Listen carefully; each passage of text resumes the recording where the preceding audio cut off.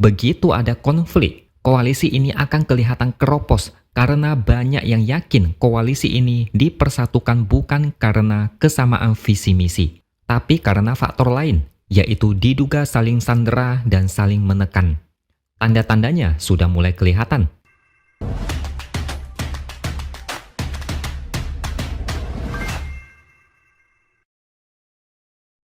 Halo, bertemu lagi dengan saya, X Hardy di Opini Siward. Koalisi Indonesia Maju adalah koalisi gemuk, malah bisa dibilang sedikit obesitas. Selain itu, gemuk juga ambisi mereka. Biasanya koalisi seperti ini mudah kelihatan masalahnya. Begitu ada konflik, koalisi ini akan kelihatan keropos karena banyak yang yakin koalisi ini dipersatukan bukan karena kesamaan visi misi, tapi karena faktor lain, yaitu diduga saling sandera dan saling menekan. Tanda-tandanya sudah mulai kelihatan. Yang paling jelas adalah ketika Golkar dengan berani meminta jatah 5 kursi menteri. Sebenarnya wajar-wajar aja Golkar minta jatah sebanyak itu, karena Golkar juga yang paling banyak perolehan suaranya di koalisi itu. Golkar mengaku udah kerja sangat keras untuk memenangkan Prabowo Gibran. Tapi masalahnya Golkar dianggap tidak etis.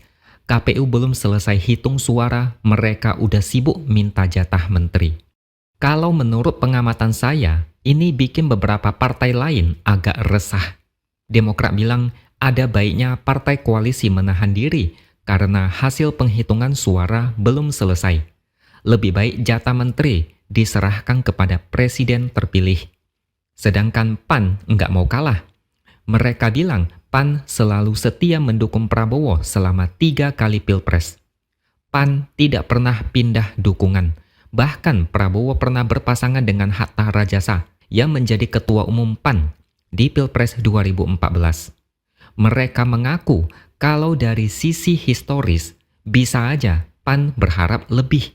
Ujung-ujungnya, semua dikembalikan kepada hak prerogatif presiden. Kalau menurut saya, ini sebenarnya pertanda ada yang mulai gerah. Ngomongnya sih hak prerogatif presiden, tapi kemungkinan ada perdebatan alot dan saling sindir kalau udah bicara jatah menteri. Tidak ada parpol yang enggak mau jatah menteri. Bila perlu, minta 10 kursi kalau memang bisa.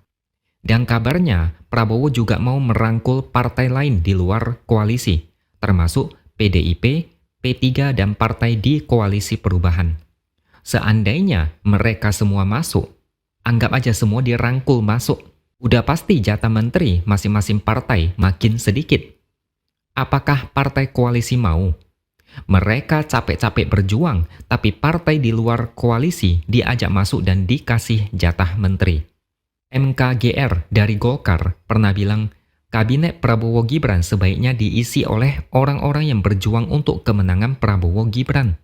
Sangat tidak adil jika ada partai lain yang tidak berjuang, tapi dapat kursi yang lebih banyak dari Partai Golkar. Kita lihat aja gimana Prabowo Gibran mengatasi masalah ini. Urusan jatah menteri ini sangat sensitif, dan partai politik pasti banyak kepentingan di dalamnya. Semoga aja rebutannya damai dan sentosa. Kalau sampai ribut dan ketahuan publik, ini bakal menjadi aib memalukan. Ada juga isu Jokowi mau ditunjuk sebagai ketua koalisi yang posisinya di atas partai politik. Dan yang mengusulkan ini pertama kali adalah PSI. Dan ada beberapa tanda partai lain agak gelisah. Kalau saya lihat, yang paling gelisah mungkin adalah Gerindra. Jika Jokowi memimpin koalisi besar, ini kayak ada matahari kembar. Prabowo mungkin khawatir dia bakal disetir atau bahkan ditekan sehingga ruang geraknya sebagai presiden jadi sempit.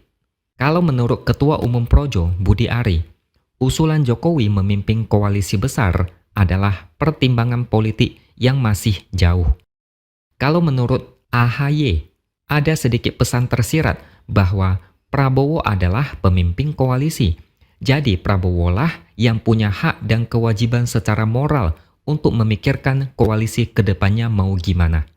Menunjuk Jokowi sebagai ketua koalisi, sama saja partai di koalisi tidak akan bisa lepas dari bayang-bayang Jokowi. Apalagi jika rumor mereka disandera oleh berbagai kasus adalah benar, maka mereka bakal makin menderita. Mereka bakal mati-matian lepas dari cengkeraman itu.